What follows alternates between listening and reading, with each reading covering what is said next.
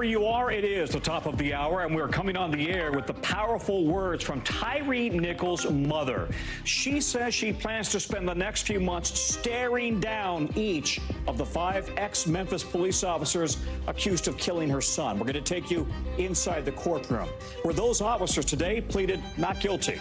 Plus, we're hitting the campaign trail with the guy who's not even officially campaigning, but new polls show he's a GOP frontrunner, and why Florida Governor DeSantis is planning to make a big play in Chicago. And newly revealed court documents show some of the biggest names of Fox News did not privately believe what they were saying on TV about former President Trump's election lies. That could have big consequences in that billion-dollar lawsuit against Fox. Plus, working in a meat-packing plant doesn't sound like a teenager's job, does it?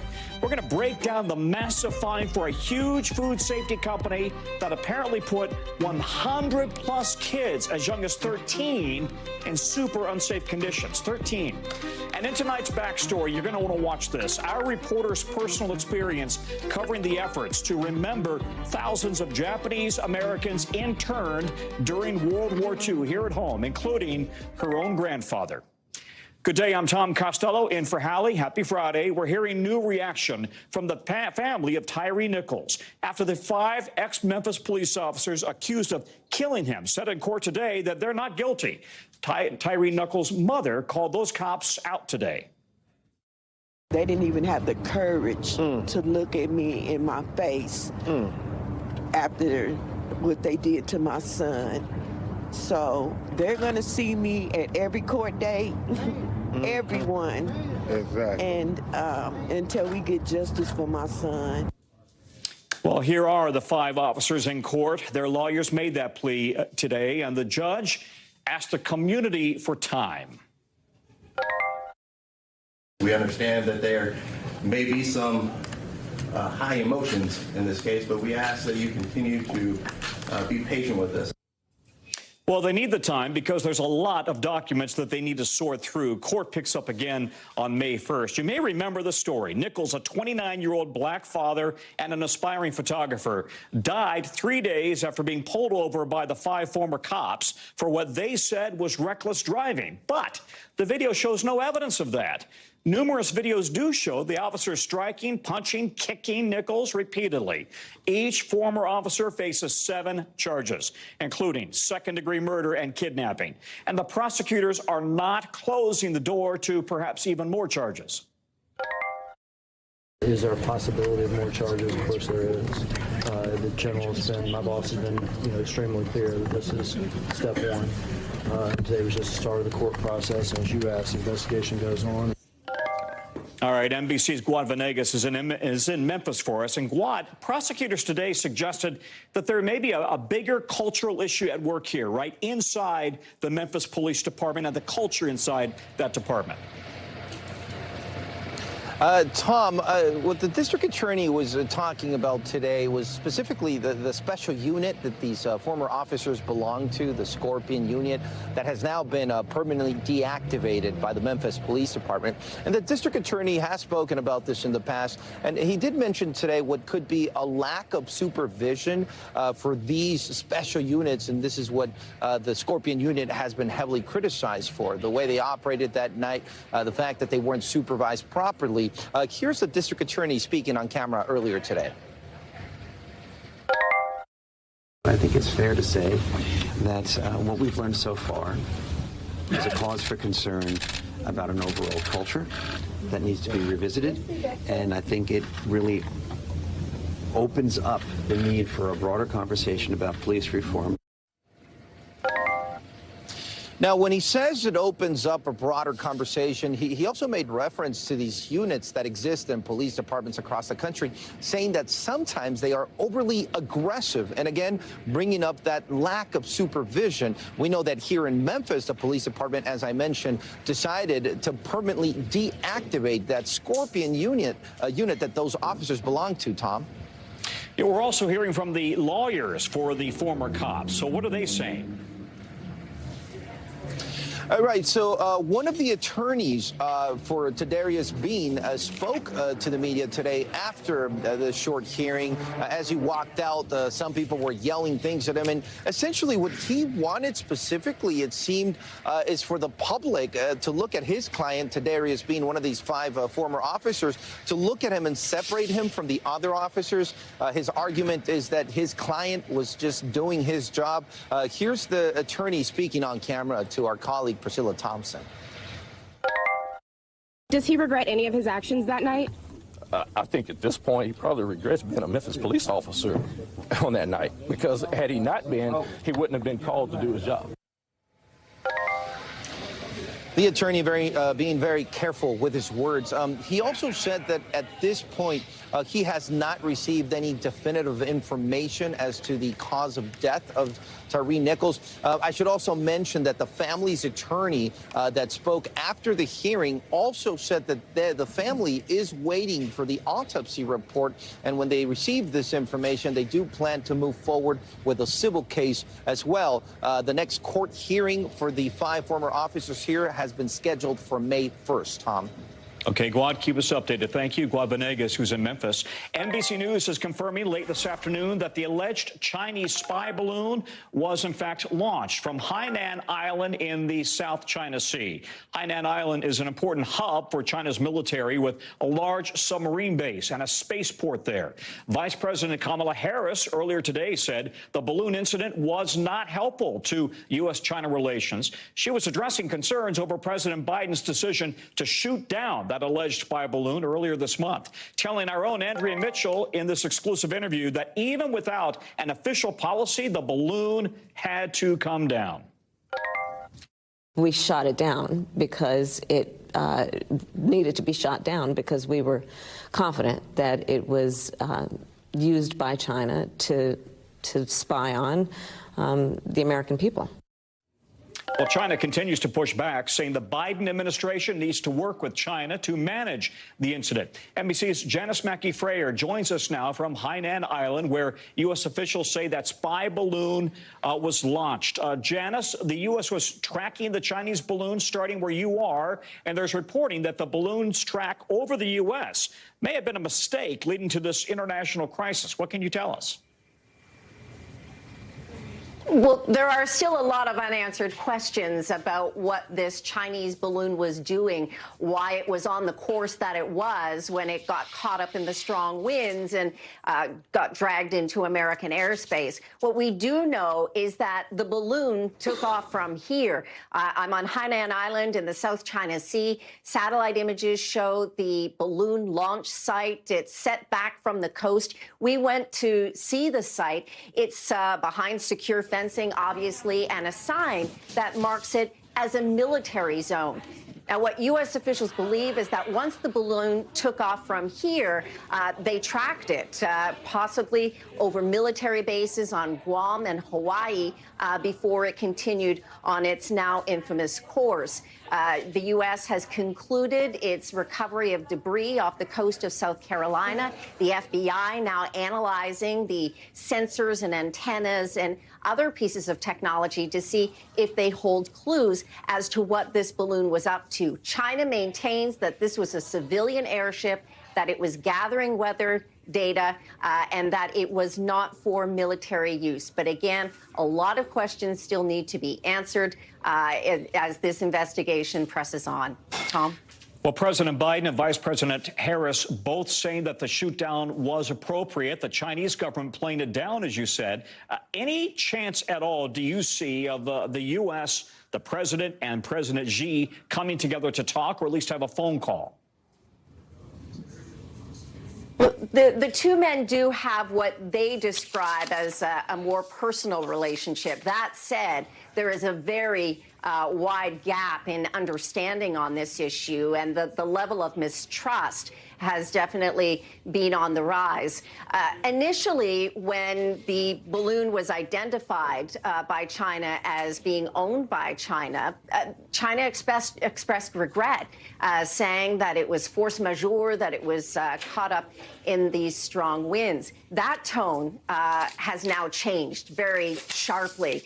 There are a lot of accusations. They accuse the U.S. of escalating the dispute unnecessarily, of overreacting, of being, quote, trigger happy. They're threatening to have countermeasures against U.S. sanctions. And as well, China is accusing the U.S. of flying its own high-altitude balloons in Chinese airspace, including over Xinjiang and Tibet. So there seems to be a lot of space between these two sides, and it's unclear when they will actually speak again. Tom? Early morning there on Hainan Island. Janice, thank you very much. We appreciate it.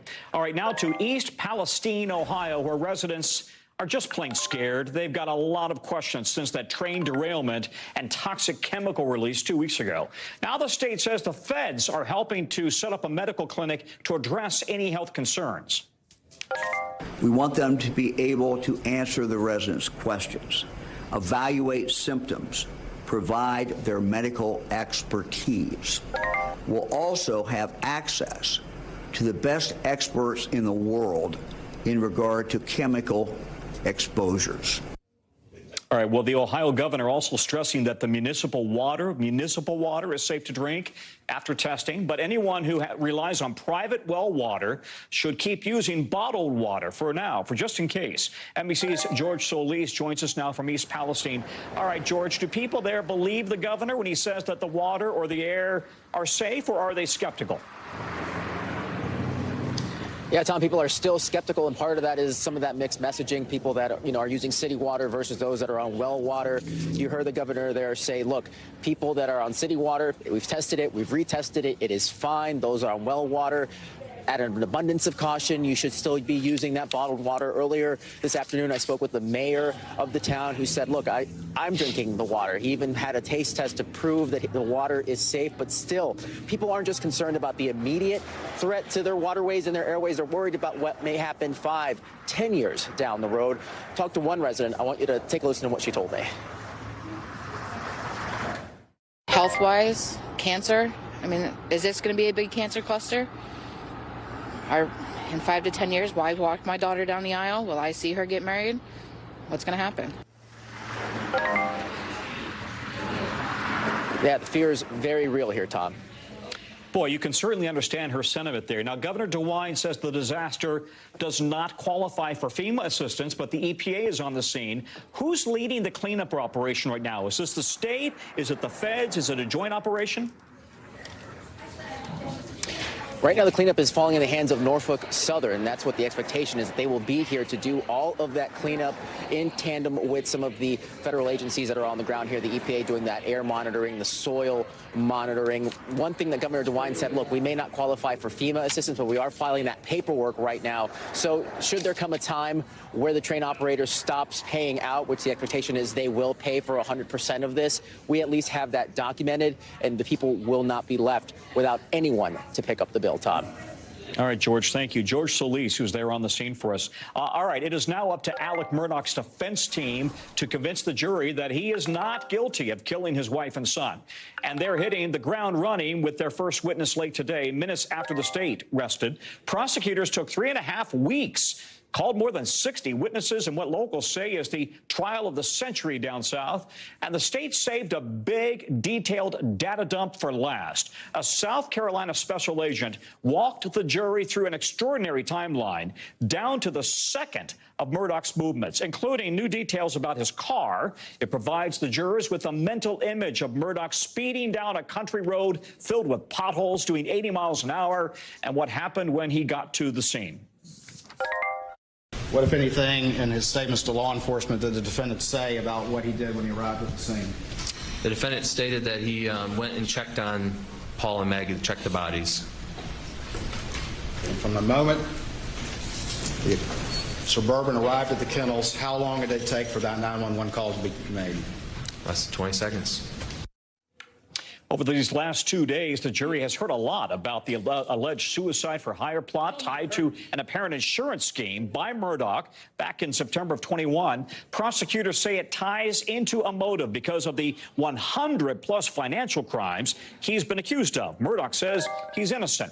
NBC's Lindsay Reiser has been following the trial. All right, we're going to get to the state ending its case in a sec, but walk us through now how the defense is kicking off the argument here. Well, Tom, they first called the county coroner, who testified that he determined the length of time Paul and Maggie had been dead when he arrived at the scene of the crime by feeling their armpits and approximating that time of death based on how warm they felt. He notes he approximated the time of death was around 9 p.m. using his hand, not a thermometer.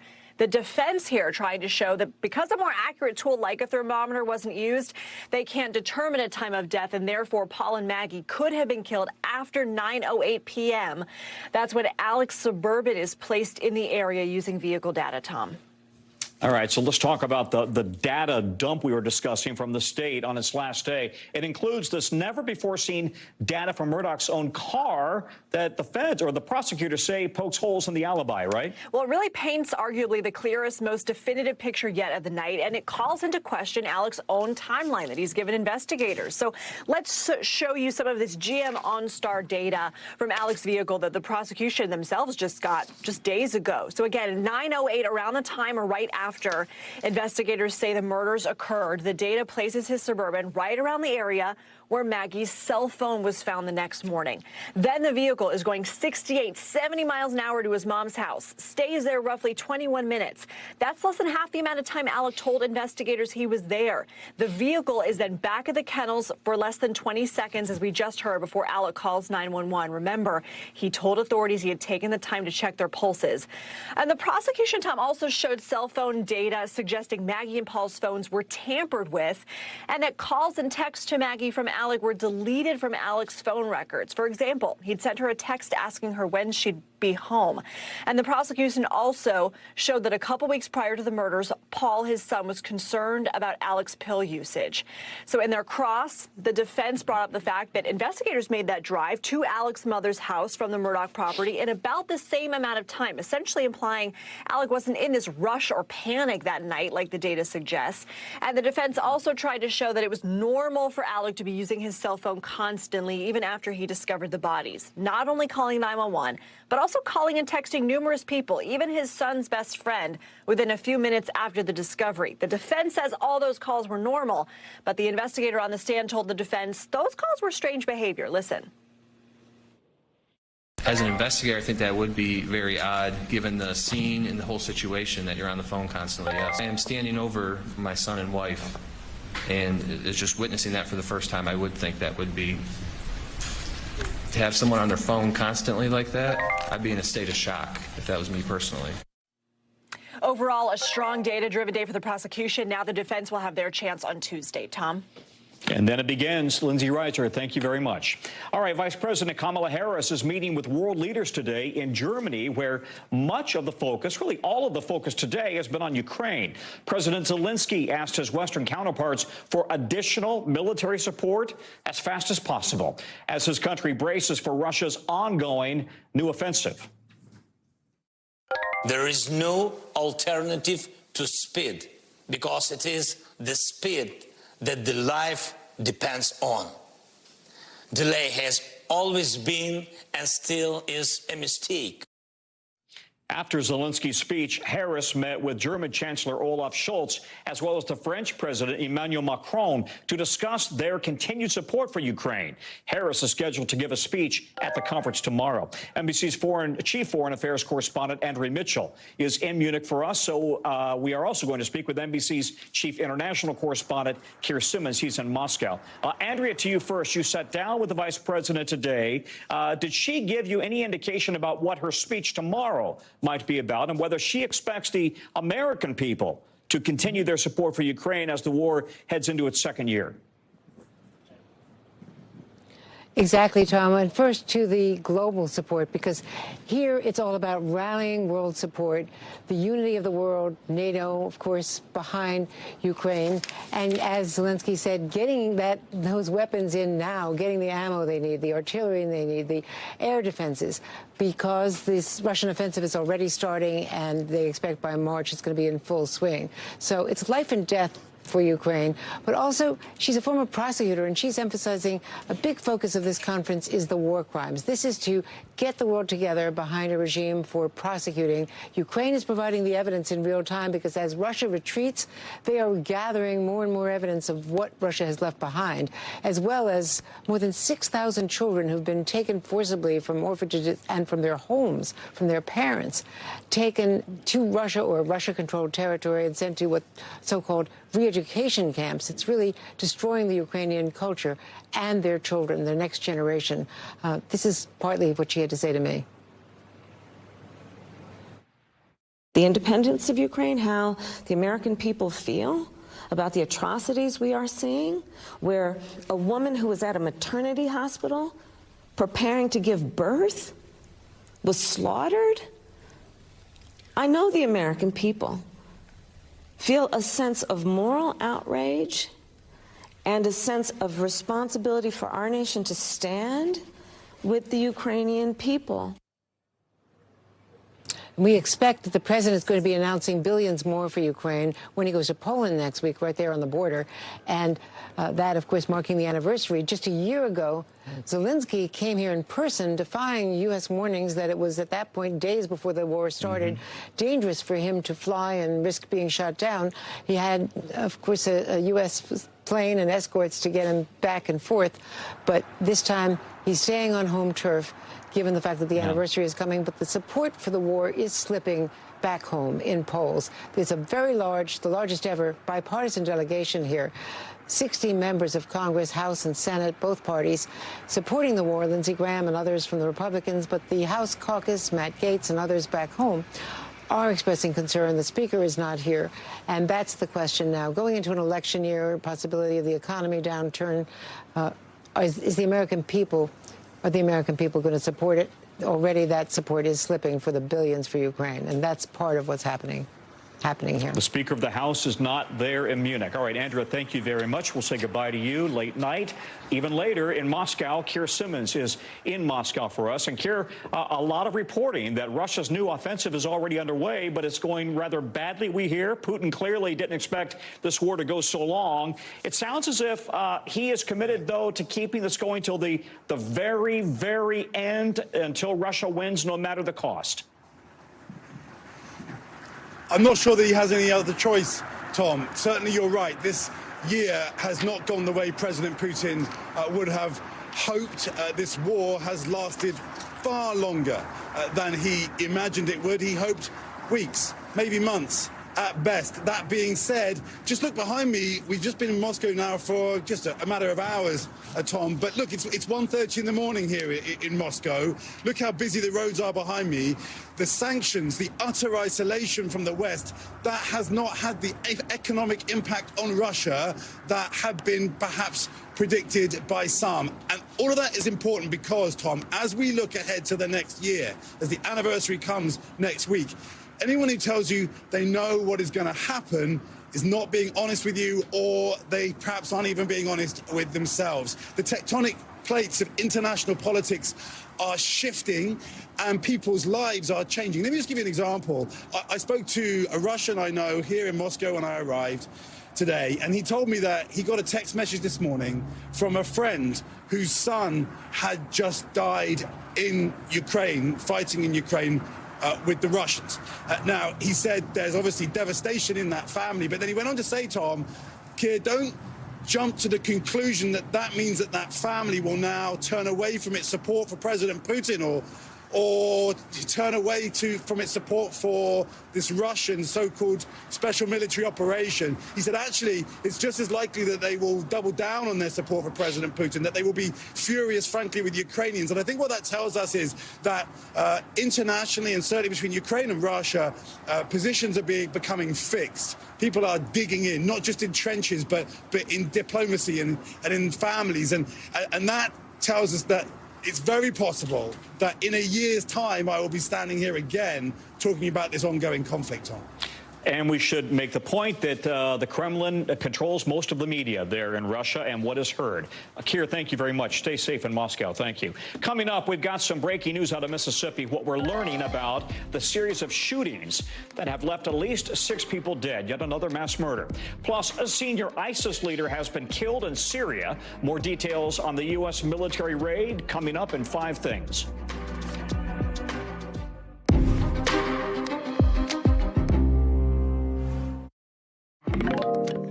We're back. Florida Governor Ron DeSantis is not even officially running for president, but there are a few polls showing him as a co-front runner with Donald Trump. Take a look at this Monmouth poll. It shows DeSantis leading Trump among all Republicans in a hypothetical head-on, 53-40. And the Quinnipiac poll showing him just behind Trump, but way ahead of Nikki Haley, who is actually officially running.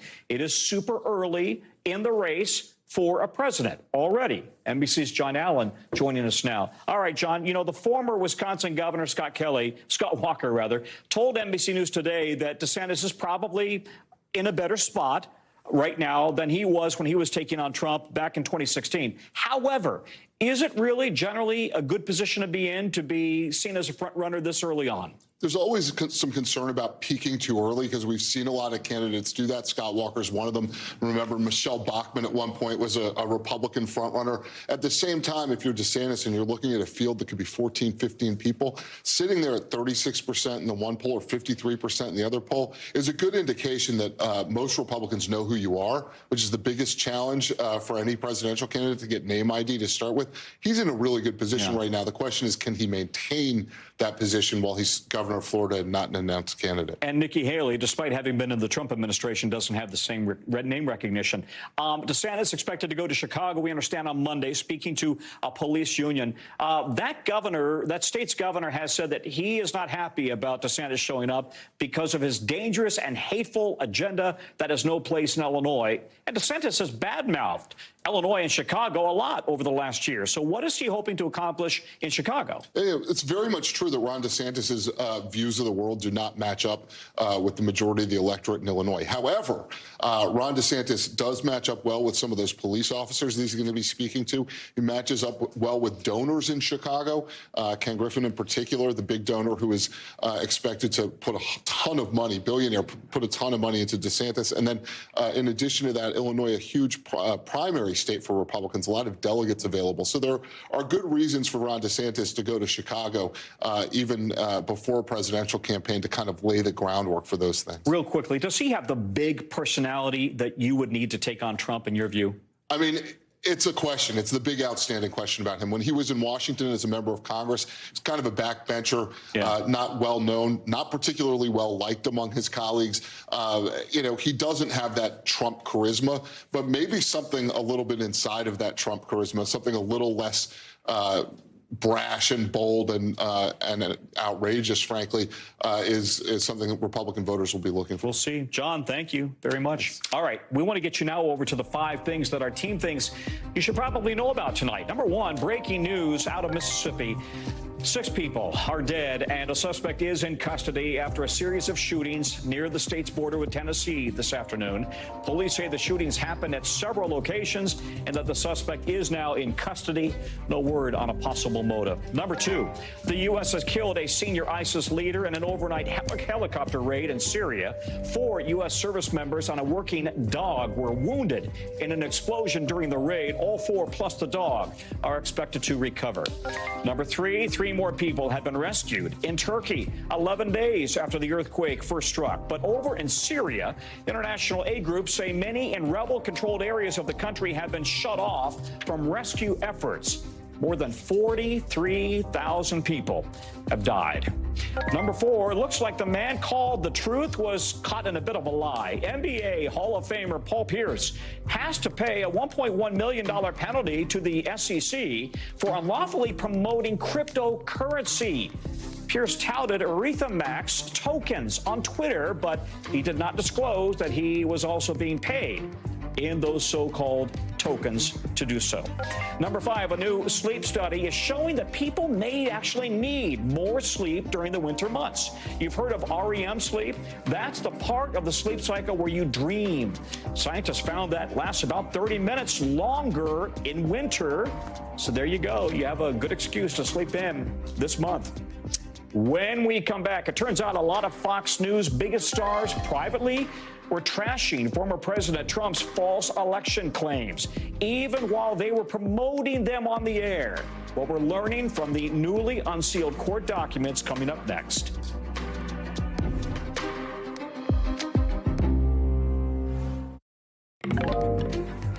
All right, we're back, and prominent hosts and executives at Fox News apparently were agonizing behind the scenes while allies of Donald Trump promoted false conspiracy theories on the air about the 2020 election. That, according to a new court filing. The filing is part of a $1.6 billion, with a B, billion-dollar defamation lawsuit brought by Dominion Voting Systems. NBC's Kelly O'Donnell has the story. This is a legal drama that exposes one's private views of powerful figures at Fox News, who, according to a court filing, rejected and ridiculed false claims made by then-President Donald Trump and his allies about a stolen election, but continued to promote and stoke those election lies to their cable news audience. There are allegations that their machines caused thousands of votes in one Michigan county to be switched from Donald Trump to Joe Biden. But internal conversations, texts, and testimony in new court filings reveal that some of Fox's biggest names knew the claims were bogus. Part of a $1.6 billion defamation lawsuit brought by Dominion Voting Systems against Fox News and its parent company. Remember Trump lawyer Cindy Powell? We have evidence of how they flipped the votes, how it was designed to flip the votes. Days after the election, Fox star Tucker Carlson wrote to his producer, Sidney Powell is lying. Host Laura Ingraham to Carlson and Sean Hannity. Sidney Powell is a bit nuts. Sorry, but she is. Fox's powerful founder and chairman, Rupert Murdoch, wrote to a top executive denouncing Powell's voting machine conspiracy theory as really crazy stuff. The behind-the-scenes mockery also targeted Trump lawyer Rudy Giuliani. There's no question about that. Their machines can be hacked. Fox's top-rated Sean Hannity wrote, Giuliani is acting like an insane person, while Ingraham remarked, such an idiot. Dominion's lawyers say that not a single Fox witness testified that they believe any of the allegations about Dominion are true, while Fox responded, there will be a lot of noise and confusion, but the core of this case remains about freedom of the press and freedom of speech. NBC's Kelly O'Donnell is here with us in studio. Okay, so that gets to the whole point, right? This is clear evidence that the Fox News team apparently knew this was all a big lie, and yet they were going with it. I don't know, in the name of money. You and I labor over every word we say. If we get one word wrong, we feel sick to our stomach. And yet they allegedly were repeating these lies that they knew were lies. Well, as journalists, you have some protections under the Constitution. You can report on controversial things. Sure. And that is in the public interest. But if you knowingly report on things that are false, there's this issue of malice. Neither one of us are lawyers. But if you knowingly report on that, you can be held accountable for that. And so that's part of what will be tested in this case. Dominion believes that because through discovery, that's how they gathered all of this. They got the text messages, they got the internal communications, they got things that we would typically never see. In real time, they peeled back the veil on what was happening at Fox News in the days after the election. And they learned things that we really had never heard before because it was in such stark contrast to what was happening on the air for Fox News and the viewers who believe them. And so this will be litigated in court. Certainly, Dominion says its brand has been damaged, its brand has been hurt badly, and so has the public. And so this is what will play out in court. It's due to go to trial in April, and it's a very different experience than what you and I deal with day to day, where we, in fact, have our lawyers, teams, and so forth who review the work that we do. So this is important for the public to know what was being said at the time and where is truth and where are lies. Can we underscore that? Every single word that you and I script, that you and I say on the air is reviewed by NBC News Legal and Standards. And it is... You just don't go on the air and say stuff that you know not to be true. Let's bring in NBC's Danny Savelis, who, of course, is our legal analyst. All right, let's cut right to the chase here, Danny. Dominion is saying that they were defamed by Fox. Their reputation was ruined, and then Fox turned this around to claim a First Amendment right. Does the First Amendment allow you to knowingly go on the air and defame somebody and then claim First Amendment protection? Yeah, first, you talked about just a second ago about everything you say is scripted, checked carefully, but I'm a guest, and nothing I say is scripted. I could say something insane right now. And the reason I bring that up is it goes right to the First Amendment defense, which is a journalist participating in the defamation if they knowingly have someone on, like me, who says something crazy, and that is not, whether or not they believe what that person says or even believes that person is crazy, are they reporting on it and just putting that person out there because it's something of interest and it's newsworthy? It's a tricky First Amendment issue. We will, understood, but we will not put people on the air who we know are spilling lies. We simply don't do it. It's against NBC News standards. Exactly right. And you're getting to the First Amendment issue that will be at the core of this case. On the one hand, does the First Amendment protect journalists who say, well, we may not believe what this person is saying, but it's so newsworthy that it's worth putting them on the air and we'll let the public figure it out? Or by putting that person on and knowing that what they're saying is false, are they in essence adopting what that person is saying and then participating in the defamation themselves? It's a tricky legal issue and one that has to be litigated. We will all be watching this one very, very closely, and a lot's at stake and a lot of money is at stake. Danny, thank you very much. Kelly's already left, but thank you to both. Still to come, remember that horrific case that we told you about where an Alabama man was allegedly left naked on a concrete floor in a jail cell? His family is calling it one of the most appalling cases of jail abuse. Now the FBI says they are going to get involved, so stay with us.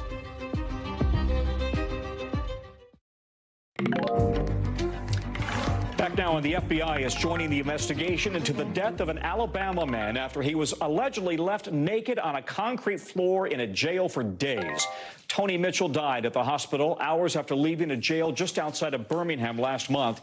His mother alleges he froze to death in a lawsuit that she's filed. She is seeking leaked camera surveillance video of his time in custody that she says contradicted what county officials told her. We're going to show you some of that just in a moment, but a warning, it is rather disturbing. All right, here he is being carried by guards to a car to take him to the hospital. The sheriff's department is declining to comment. Now, the Alabama Attorney General's office confirming that the FBI is, in fact, investigating the allegations, along with the Alabama Enforcement Agency, law enforcement agency.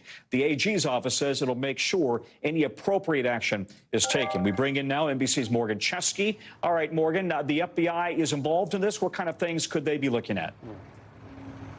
Yeah, Tom, they're going to be looking at what happened specifically from January 12th until January 26th. That is the day officials say Anthony Mitchell died. You referenced that video that was taken on January 26th. He was admitted on January 12th following a phone call from his own family, Tom, a welfare check, afraid that he could hurt himself or be a danger to others. That's when law enforcement initially took him into custody. What happened inside that time span between the 12th and the 26th, the federal investigators are absolutely going to be keying in on, as well as that video that the family says was leaked to them by a worker inside that jail, allegedly capturing the mistreatment of this 33-year-old man who the family says was left naked for an extended period of time on these cold cement floors. And contained within this lawsuit, the family goes on to say that workers gathered around the entrance of his cell looked down on him as he apparently died of hypothermia. Tom? All right, so what do we know about the cause of death, or when will we know that officially? Right. Well, this is still, of course, under investigation. We do know, according to the family's lawsuit, that a doctor that saw him upon arrival at that hospital, in fact, we have his verbatim here, the internal temperature recorded for this man was 72 degrees. While someone incarcerated is incarcerated in jail, and the doctor does believe that hypothermia was the ultimate cause of his death. I should say that the coroner has yet to release their autopsy results, but that is from the doctor who has been working in conjunction with the family. And I should add here, Tom, that a separate lawsuit has been filed against the jail here by the worker who allegedly released this video, claiming that she was wrongfully terminated as a result of being a whistleblower in this case. Tom? Interesting. All right. Morgan, thank you. Morgan Chesky reporting for us there. All right. You'll be forgiven if you think that this report coming up now is right out of the 1920s. The Labor Department says it has found more than 100 children working dangerous jobs, cleaning slaughterhouses across the country in what it calls a corporate-wide failure. The agency says one of the largest food sanitation company sanitation companies called Packer Sanitation Services employed children from 13 to 17 years old, working overnight shifts, handling dangerous chemicals and cleaning meat processing equipment. The company allegedly employed the minors at 13 facilities you see in this map here across 8 states. These are some of the country's largest meat and poultry producers. NBC's Julia Ainsley has been covering this story for us. All right, the company has already agreed to, as I understand it, a $1.5 million fine. Is that right? Any other fines likely? Any other punishments likely? Not that we know now. Department of Labor said today that this does not preclude possible criminal charges. Of course, that would come from the Justice Department. But I actually just got back from Nebraska, from this very town today. And advocates that I spoke to there who are representing the children say $1.5 million is a drop in the bucket. They want to see big changes for this company because they say this was a systemic issue where they really profited off of vulnerable populations, including migrant children. In this case, most of the children were immigrants and undocumented immigrants who were coming in working for far less money than what they would pay documented Americans. And they say it's not really, cleaning is a euphemism here. What they're doing, they're working with hot water, dangerous chemicals, some children showing up to school with burns on their hands. That's been documented in police reports. They sound vulnerable. I mean, if you're talking about immigrant children, probably don't speak the language very well. And it does sound like something right out of the 1920s. Is human trafficking involved here? It's hard to believe it. And now we do know from DHS officials that I've spoken to that human trafficking is being investigated. We still don't know how so many of these children, many of them from Central America, ended up in Grand Island, Nebraska in the first place, and now what we understand are many states across the Midwest that use child labor to do this services. Now, PSSI, the company, said they didn't know that these were children. They used false identification. They thought they were adults. So people I've spoken to who know the children say a 13-year-old does not pass as an 18-year-old. That seems hard to believe. A 13-year-old would pass as an adult. Julia, thank you. Stay on it. Thank you. Julia Ainsley. Okay. Coming up next, NBC covering hundreds of stories each day. And because you can't possibly read, watch, or listen to all of them, our bureau teams have done it all for you. So this is what they tell us is going down in their regions. It's a segment we call The Local. From our West Coast Bureau, a suspect who police believe shot 2 Jewish men in L.A. over the past 2 days has been charged with 2 federal hate crimes. Both victims were shot shortly after leaving a synagogue. Prosecutors say the suspect has a history of anti-Semitism and has confessed. One of the victims is already out of the hospital. The other, we are told, is in stable condition. From our East Coast Bureau, JFK Airport is canceling all flights out of its Terminal 1 international terminal for a second straight day after an electrical fire. It was put out on Thursday night, but the airport warns the shutdown could last until late afternoon tomorrow. The travel horror story of the day, listen to this. One flight heading to JFK from New Zealand spent 16 hours in the air, had to turn around halfway through, 8 hours in, go back to Auckland, another 8 hours. Imagine that. From our Southern Bureau, a blast in a sky over Texas Wednesday night was a meteorite strike. Police have confirmed that folks in the area called 911 to report explosions. It shook the walls of their homes. Listen to this.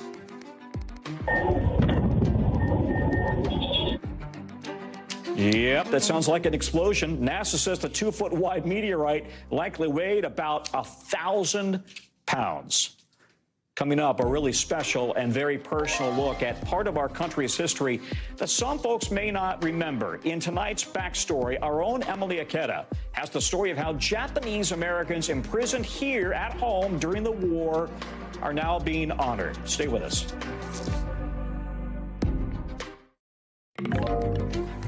All right, time to turn up the volume here. It's time to get to our backstory, our behind-the-scenes look at how a story comes together and how it really fits into our bigger picture.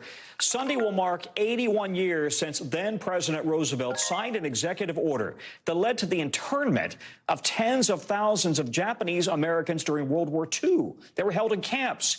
It's a story that's personal for our own Emily Ikeda. She explains how she sat down with one man whose mission was to document all of the names of those who were taken prisoner.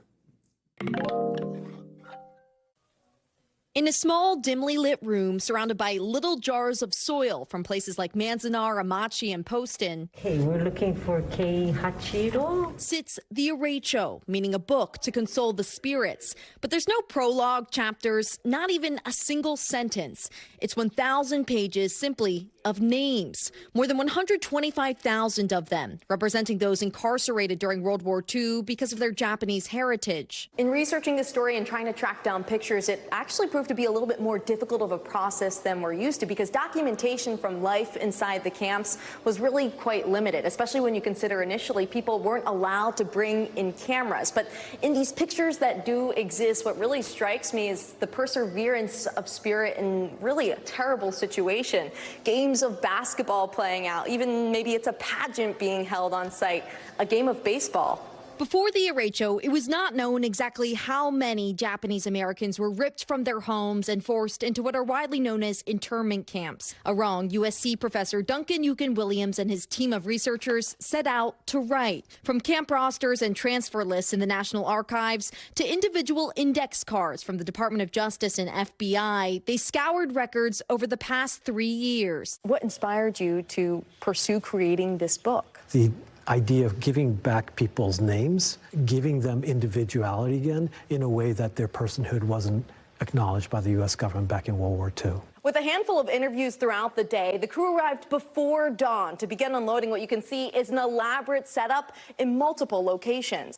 It was important for us to have the cameras set before visitors started to arrive, especially in the room with the Ireicho. We wanted to be flies on the wall, interfere as little as possible with people's experience when they come to stamp their names. Reservations are booked solid for months. Oh, so significant. Which is how we arranged to connect with Reiko Iwanaga, who was imprisoned at Amachi in Colorado. What is it like to see your own name in the book? It's an acknowledgement of what happened, and especially to see the parents' names. It's all very concrete to see it like this. Her daughter Maya by her side. Maya, you joined your mom for this experience today. Why was it important for you to be with her, to stamp the names of your family in this book? I think this book is so incredibly powerful because it's a tangible representation of what her generation and the generation before went through. It was super emotional turning that corner.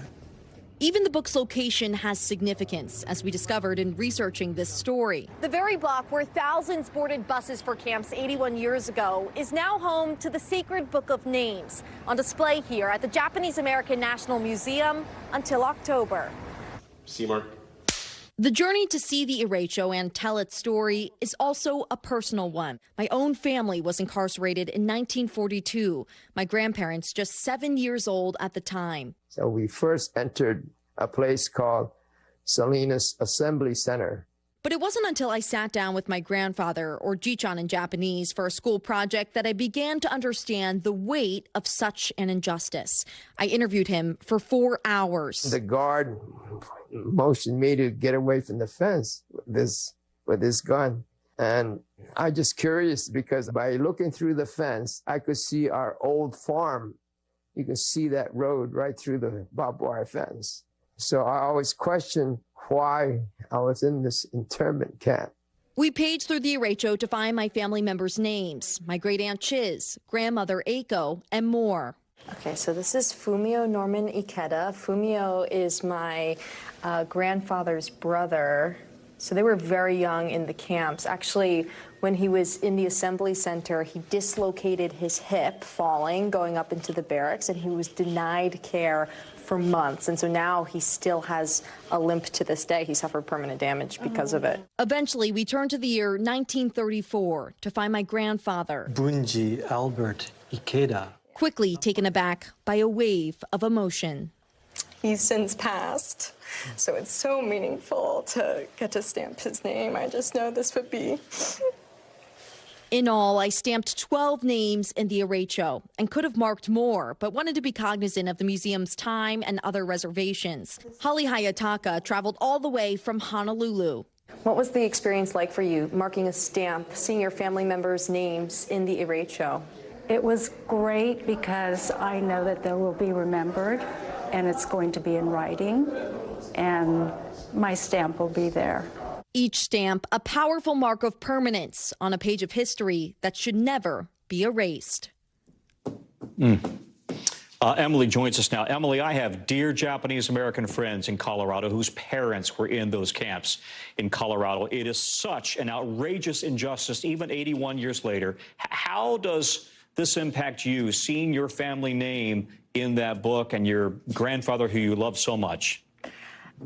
Tom, you could tell throughout the piece, even now, it's just something that has touched me so deeply. It's rare opportunities like this where our coverage, our reporting is so deeply intertwined with our personal lives. Normally the people we're speaking with are asking them to be raw and forthcoming, and suddenly I found myself in that situation. And while certainly it's been an emotional process, it has been an incredibly meaningful one, something that I know my grandfather, my Jichan, would just be so proud of, and would have just so much feeling, and it would resonate so deeply with him in seeing the creation of this project. I should note that the derecho will be on display in Los Angeles until October. Anyone can stamp the book, acknowledge these names, not just Japanese Americans. Their goal is to have every single name in this book, all 125,284 names, with a stamp of acknowledgement. You know, you talked about perseverance in that piece, and that's exactly what these people did. Persevered while interned, and then they came out of the camps, and they persevered and succeeded and built on the American dream. Yeah, absolutely. The perseverance of spirit was just absolutely so evident. And I think it also serves as just such an important reminder to teach history like this, to prevent something like this from happening ever again, Tom. Emily, that's great reporting and very personal. Thank you very much. More on Emily's story tonight at 6:30 on NBC Nightly News with Lester Holt. That's a wrap for us on this hour. We're going to have much more on Monday. Same time, same place. The news continues right now. Thanks for watching our YouTube channel. Follow today's top stories and breaking news by downloading the NBC News app.